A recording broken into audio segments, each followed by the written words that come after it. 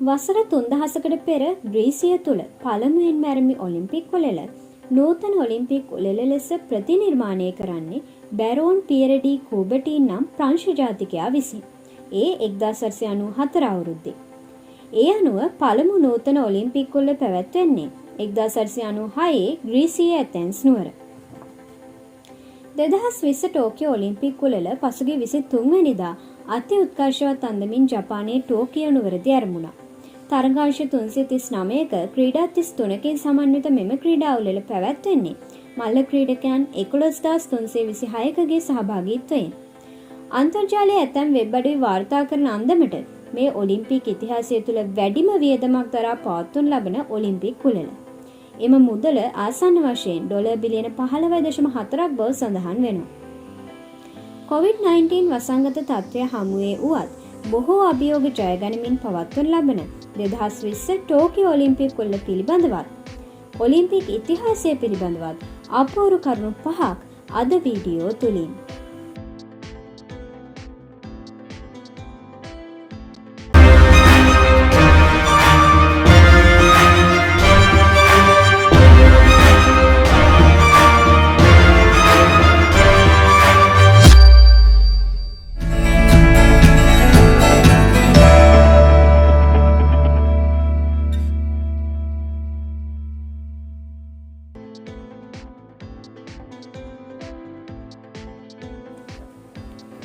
Olympic වලලු පහේ කතාව.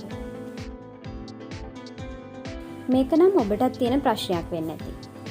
දැනට තියෙන වලලු පහකින් සමන්විත ඔලිම්පික් ලාංඡනය නිර්මාණය කරලා තියෙන්නේ නූතන ඔලිම්පික් උළෙලේ නිර්මාතෘවරයා වන බැරෝන් පියරේ මහතා විසින්. ඔහු එකිනෙක බැඳුණු මේ වලලු පහෙන් සංකේතවත් කරලා තියෙන්නේ ලොව පුරා මලල ක්‍රීඩකයන්ගේ එකමුතුකම. ඒ තවමත් ඔබට ප්‍රශ්නයක් තියෙනවා ඇති.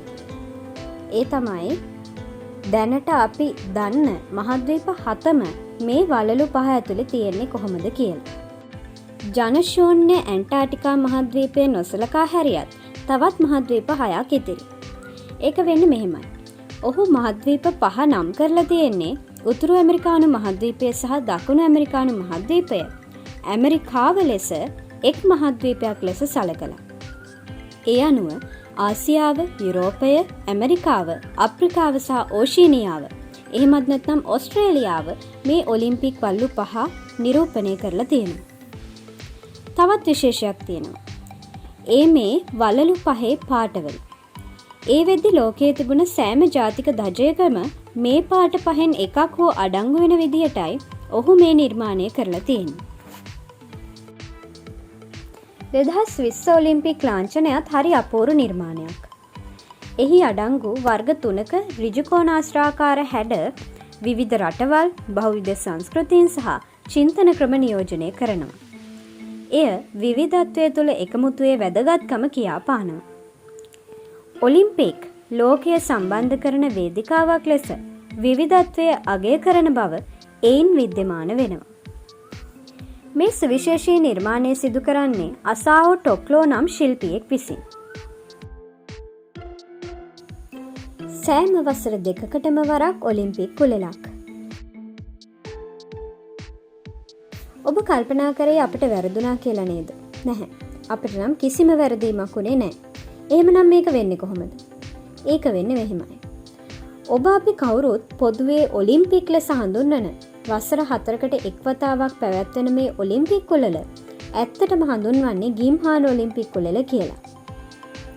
වැඩි රටවල් ප්‍රමාණයක්, ඒ වගේම වැඩි මල්ල ක්‍රීඩකයන් ප්‍රමාණයකගේ සහභාගීත්වයෙන් පැවැත්වෙන මෙම ගිම්හාන ඔලිම්පික් උළෙල හැරුණකොට තවත් ප්‍රධාන ඔලිම්පික් උළෙලක් සිසිර ඔලිම්පික් උළෙල නමින් ඒත් වසර 4කට එක් වතාවක් පැවැත්වෙනවා. මේ ඔලිම්පික් උළෙලවල් දෙකම සංවිධානය කරන්නේ ජාත්‍යන්තර ඔලිම්පික් කමිටුව විසින්මයි. ගිම්හාන ඔලිම්පික් උළෙලින් වසර 2කට පසු සිසිර ඔලිම්පික් උළෙලකුත් තවත් වසර 2කට පසු නැවතත් ගිම්හාන ඔලිම්පික් උළෙලකුත් ලෙස ඔලිම්පික් උළෙලවල් සංවිධානය වෙනවා. මේ අනුව තමයි සෑම වසර 2කටම වරක් කිසියම් හෝ ඔලිම්පික් උළෙලක් ලෝකය තුළ පැවැත්වෙන්නේ. මීට අමතරව මේ සෑම උළෙලක් අවසානයේම ඊටම අදාළ වූ පැරාලිම්පික් උළෙලක්ද සංවිධානය වෙනවා. ඔලිම්පික් ගිය පළමු කාන්තාව. ඔලිම්පික් ඉතිහාසය තුළ ග්‍රීසිය තුළ ඔලිම්පික් ආරම්භ වන මුල්ම සමයේ එහි තරඟවලට සහභාගී වෙන්න අවස්ථාව හිමි වෙලා තිබුණේ පිරිමි පාර්ශවයට පමණයි. නූතන ඔලිම්පික් තරඟාවලිය ආරම්භ වෙලා වසර 4කට පස්සේ, ඒ කියන්නේ 1900 අවුරුද්දේදී පළමු වරට කාන්තාවක් ඔලිම්පික් උළෙලකට සහභාගී වෙනවා. ඔලිම්පික් තරඟාවලියකට සහභාගී වුණු පළමු ක්‍රීඩිකාව ලෙස හැඳින්වෙන්නේ හෙලන් ඩි පෝටෙල්ස් නම් ස්විට්සර්ලන්ත ජාතික කාන්තාවක්. ඔලිම්පික් ශූරතාවය දිනාගත් පළමු කාන්තාව වන්නේ ඇය. ඒ අතරම 2020 ටෝකියෝ ඔලිම්පික් උළෙල නියෝජනය කරන ශ්‍රී ලාංකික සංචිතයේ බහුතර නියෝජනය කාන්තාවන් වීම සුවිශේෂී ලක්ෂණයක්. නම් දෙකකින් ඔලිම්පික් ගිය ශ්‍රී ලංකාව. මේ නම් ඇත්තටම තරම් අමුතු කරුණක් නෙවෙයි කියලා ඉදිරියට ඔබට තේරෙයි. මෙවර ගිම්හාන ඔලිම්පික් උළෙලට ශ්‍රී ලංකාව නියෝජනය කරමින් ක්‍රීඩා 7ක් යටතේ ක්‍රීඩකයන් 9ක් සහභාගී වන බව ඔබ දැනටමත් දන්නවා ඇති. මේට ක්‍රීඩකයන් 4 දෙනෙක් වගේම ක්‍රීඩිකාවන් 5 දෙනෙක්ද ඇතුළත්. මෙවර ශ්‍රී ලංකාව පළමු වතාවට ආටිස්ටික්, ජිම්නාස්ටික් සහ අශ්වාරෝහක කියන තරඟ ඉසව් දෙක සඳහාත් සහභාගී වීමට නියමිතයි. 1948 සිට 2020 දක්වා 1976 මොන්ට්‍රියල් ඔලිම්පික් උළෙල හැර නොකඩවා ගිම්හාන ඔලිම්පික් උළෙලවල් 18කට ශ්‍රී ලංකාව සහභාගී වෙලා තියෙනවා. නමුත් මුල් ඔලිම්පික් උළෙලවල් 7ම අප නියෝජනය කරලා තියෙන්නේ සිලෝන් කියන නමින්. කොහොම නමුත් මේ වනතෙක් කිසිදු සිසිර ඔලිම්පික් උළෙලකට ශ්‍රී ලංකාව සහභාගී වෙලා නැහැ.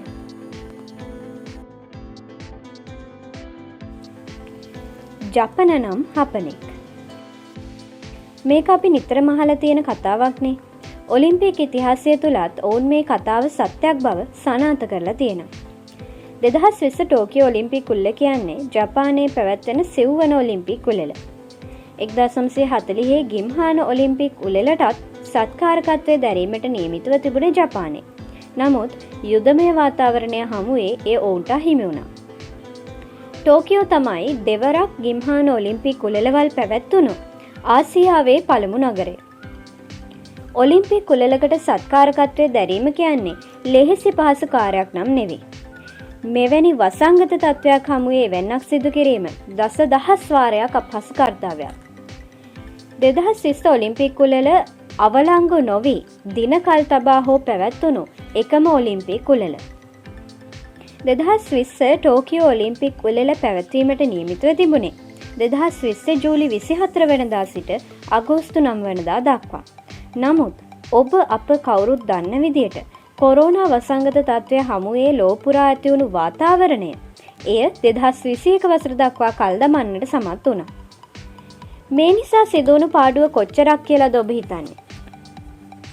ජපානයේ කන්සායි සරසවියේ මහාචාර්ය කට්සුහිරෝ මියාමොතෝ විසින් සිදු කරනු ලැබූ පරීක්ෂණයකට අනුව ඔලිම්පික් උළෙල වසරකින් කල් දැමීම මගින් ජපානයට සිදුවිය හැකි පාඩුව ඇමරිකානු ඩොලර් බිලියන 5.8ක් පමණ බවත් තරඟාවලිය සම්පූර්ණයෙන්ම අහෝසි කිරීම මගින් අහිමි වන මුදල ඇමරිකානු ඩොලර් බිලියන 41.5ක් පමණ බවත් ඇස්තමේන්තු කර තිබෙනවා.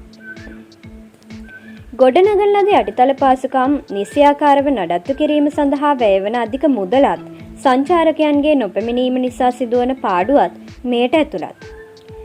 ඒ වගේම විශේෂයෙන්ම ඔලිම්පික් උළෙල වෙනුවෙන් නිකුත් කළ ලක්ෂ 6ක පමණ ප්‍රවේශ පත්‍රත් පැරාලිම්පික් උළෙල වෙනුවෙන් නිකුත් කළ ලක්ෂ 3ක පමණ ප්‍රවේශ පත්‍රත් යලි ගෙවීම් සිදු කිරීමට සිදුවීම නිසා ඇතිවන පාඩුවත් අතිමහත්. ඉතින් මෙවැනි අතිශයින් දුෂ්කර වාතාවරණයක් හමුවේ වුවත් මෙවැන්නක් සිදු කළ හැක්කේ හපනුන් වන ජපනුන්ටම පමණක් විය හැකියි.